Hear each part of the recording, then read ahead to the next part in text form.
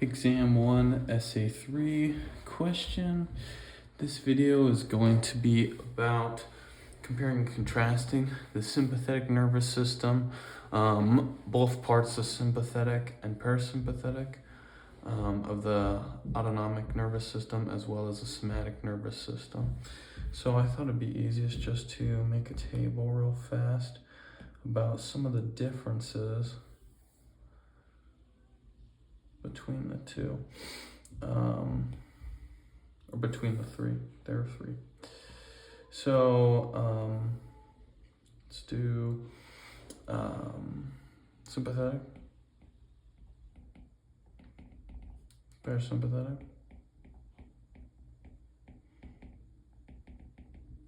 and somatic.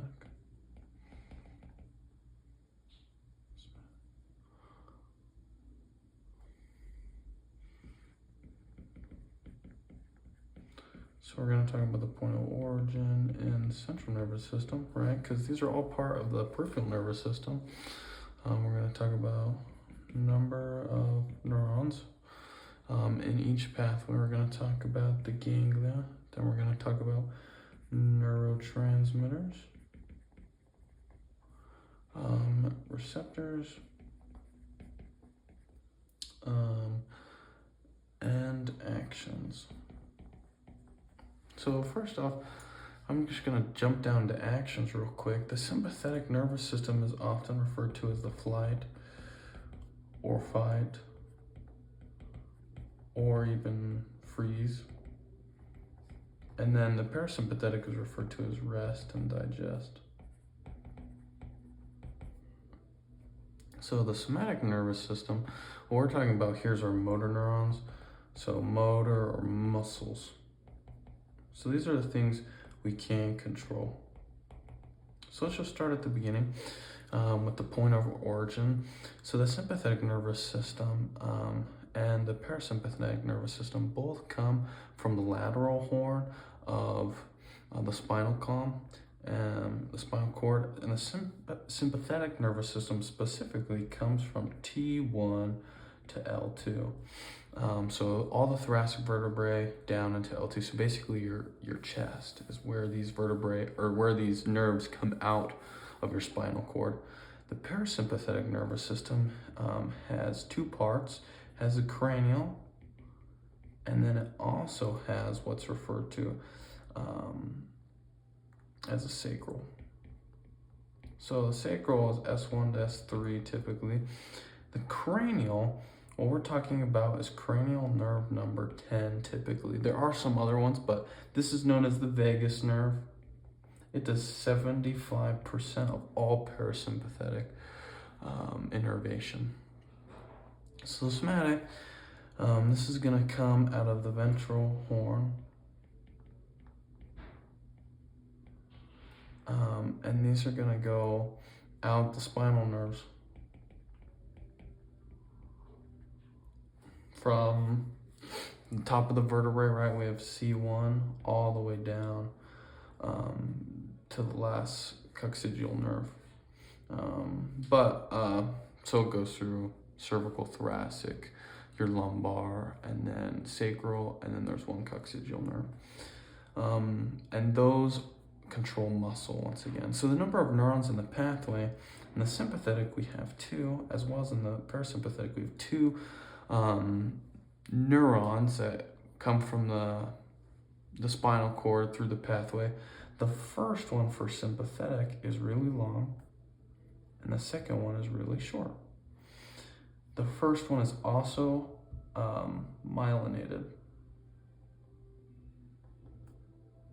So then when we come over to the parasympathetic, we have 2 neurons again. I'm sorry, I said that backwards. The first neuron in the sympathetic is short, and then the second one is long. This first one is myelinated. Then with the parasympathetic, the first neuron is really long, and then the second one is very short. Once again, the first one is myelinated. And then for the somatic nervous system, it's just one neuron that is used. the whole way until we reach the receptor or the target, right? All of these will have targets. And so we'll get into a little more of that in a second. So the ganglia, the sympathetic has two places where the ganglia meet up. The first is called the sympathetic chain ganglia. So this is right outside the spinal column. And so what happens is the small nerve will come out of the spinal cord and then come into what is the sympathetic chain ganglia, synapse to the second one, it will go to the target. The other one is called the collateral chain ganglia.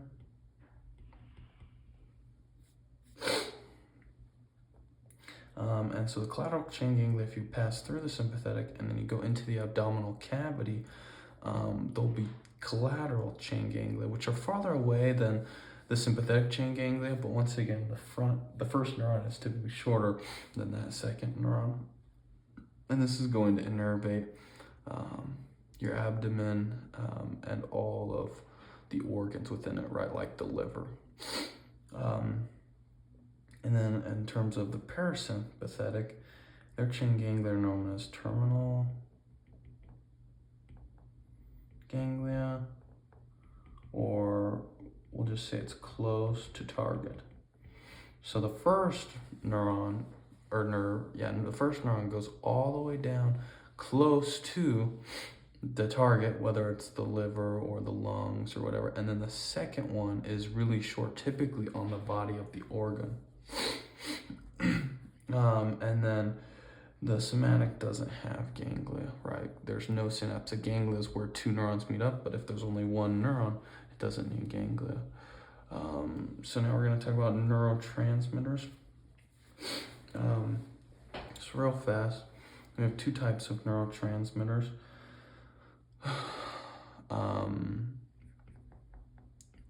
Cholinergic and adrenergic neurotransmitters. Cholinergic use acetylcholine. Adrenergic use epinephrine or norepinephrine. So in this first synapse, in both the sympathetic and parasympathetic, and as well as the somatic, they use ACH. They all use ACH or acetylcholine, right? That's going to be the first synapse. Now, for the sympathetic, the second synapse, except for in a couple of exceptions, is always going to be adrenergic. And then in the case of the parasympathetic, once again, it's going to be our acetylcholine, our cholinergic neurotransmitter, as well as with the muscles, right? There's only the one. So then in terms of receptors, we have several receptors. We also define them by using cholinergic and adrenergic receptors. So we have two types, nicotinic and muscarinic. And then for these, we have alpha, we have beta. There's 1 and 2, and then there's 1, 2, and 3. There's 1 through 5, and then 1 through 2 of nicotinic. So in terms of receptors, typically we talk about odds being EPS or stimulatory, and evens being IPS or inhibitory, except for nicotinic. Nicotinic is always EPSP, sorry. So in terms of receptors, now we've talked about them on this first synapse. This receptor is always N2. And then our second receptor, since our second synapse is going to be adrenergic, the receptor is going to be alpha or beta. And then there is one special case where it's M1. We'll talk about that in a minute. Now, in the parasympathetic, it's always M1 through M5. Same thing with somatic, it's M1 through M5. Okay, so now that we talked about kind of the differences between them, I want to go into a little more specifics. First on the sympathetic and parasympathetic systems, how the synapses work, and then I want to go into what each of the neurotransmitters do. So I'm just going to start with the sympathetic. Sympathetic, there are 4 pathways. So we're going to talk about 2 exceptions to the rule, but in general they follow what we talked about up here. So the first one, we have our first neuron, we have our second neuron, right here is acetylcholine. This will be sympathetic chain ganglia. And now if this enters into the thoracic cavity, and let's say the receptor is the heart, the heart has a beta-1 receptor, and because it's an odd, right, it's going to be stimulatory, it's going to cause the heart rate to increase, so heart rate will go up. This is going to release epinephrine or norepinephrine or epinephrine to the target, and that will cause the signal to increase. So the first way is through the sympathetic chain ganglia. Then we have our second way, which is very similar.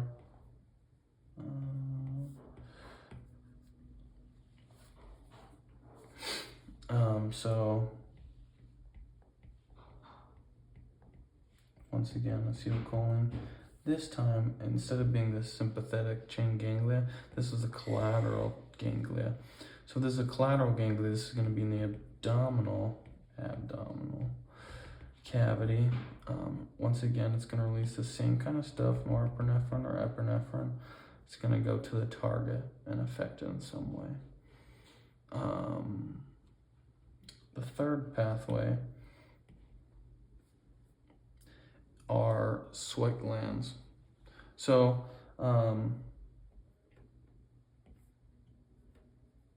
this actually kind of has 2 little options. It can go to erector pili muscles, which is going to use alpha-1 receptors, and it's going to follow the same path as this, except for it's not in the thoracic cavity, it's going to go out a spinal nerve.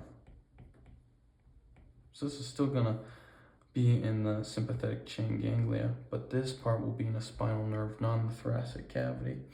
So we do have, so if this was erector pili, once again, going to use epinephrine or norepinephrine and acetylcholine here. Here's our N2 receptor, here's our alpha-1, it's going to cause the erector pili to stand up, you're going to get goosebumps. But there's a special case in which we don't have those if this target is sweat glands, generalized sweat glands, it's going to have an M1 receptor. An M1 receptor, right, is muscarinic, and so it's not going to accept adrenergic neurotransmitters. It's going to need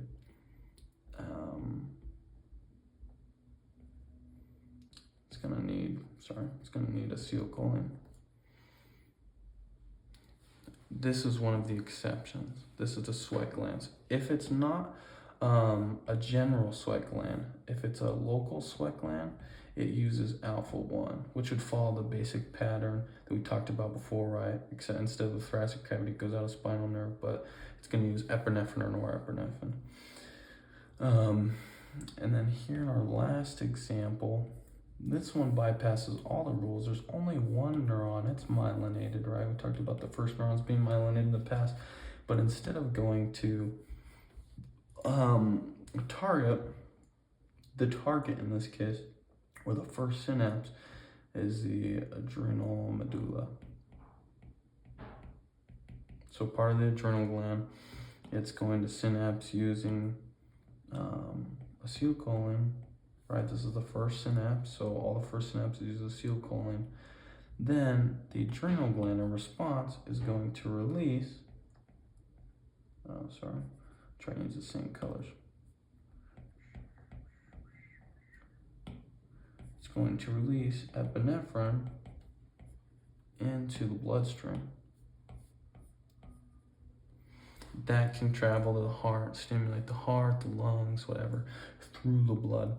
That's the fourth pathway. So just to talk about the parasympathetic pathway, the parasympathetic is really simple. First, the neuron is really long, it's myelinated. It uses acetylcholine to signal the next neuron with its N2 receptor, and then that receptor is going to cause, that receptor is going to cause an action potential through this cell, and then it is going to release more acetylcholine to an M1 through M5. So if this was the heart, for example, on the heart is an M2 receptor. 2 is even, so it's going to inhibit, it's going to decrease heart rate. The parasympathetic will decrease the heart rate. So those were kind of just the paths. So now I want to explain the mechanisms of all of our receptors.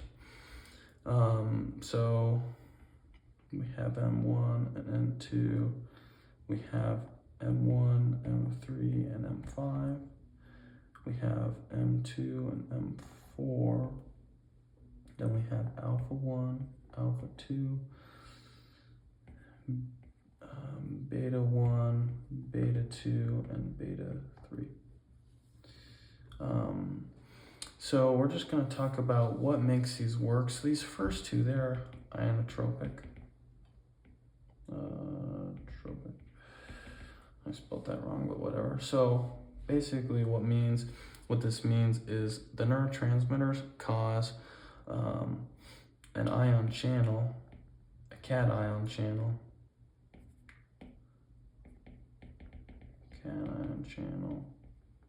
to open.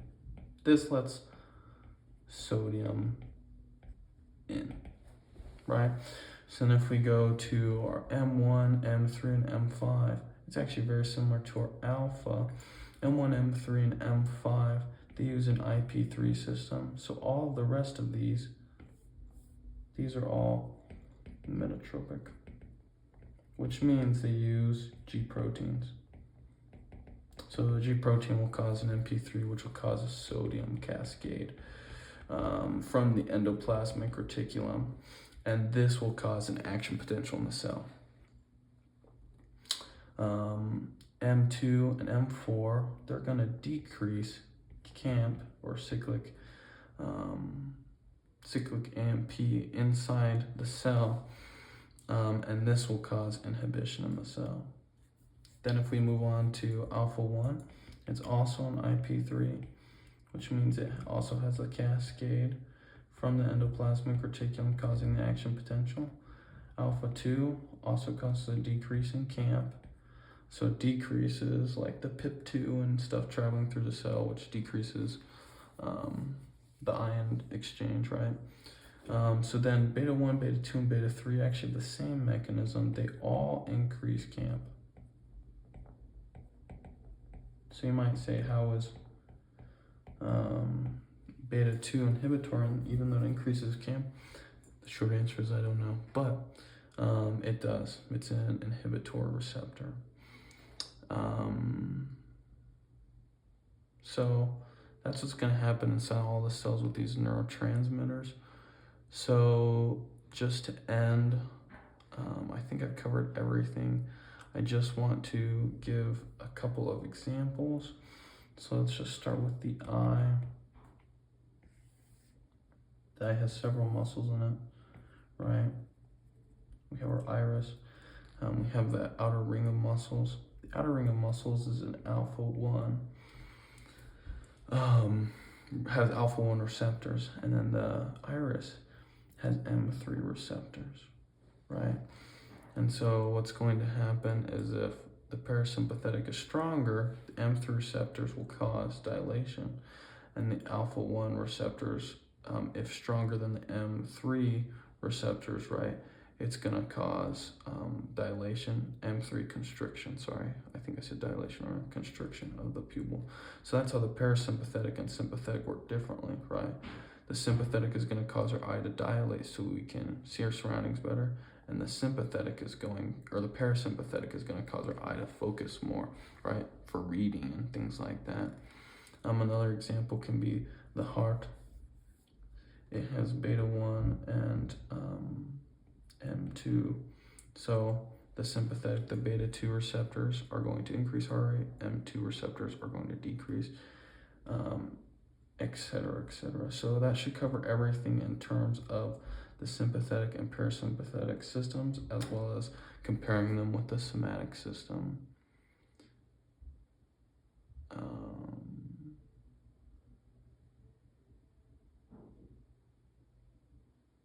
I think that's everything. Thanks for watching. I'm sorry if this video is longer than other people's.